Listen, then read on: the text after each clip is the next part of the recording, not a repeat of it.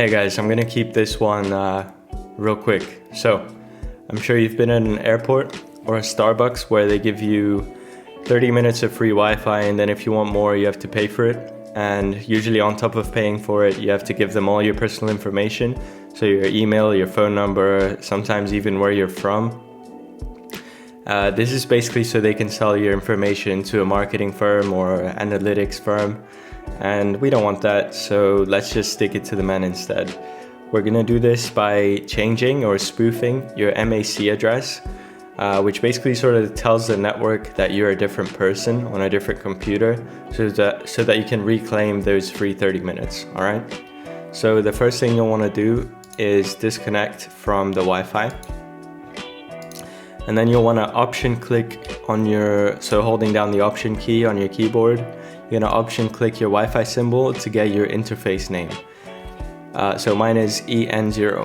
This is an MAC address, but we're gonna disregard this because it's sort of like an internal address.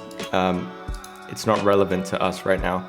So we're gonna wanna get our current MAC address with the following command. So keep in mind that I'll put all these commands in the description as well.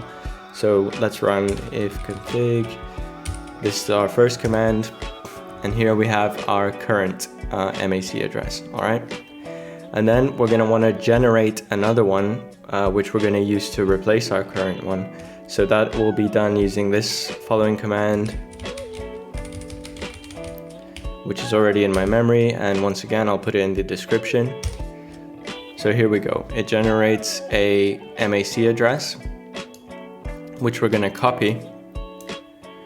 And then we're gonna use the following command to replace our MAC address with the one that we just created. So it's gonna be sudo ifconfig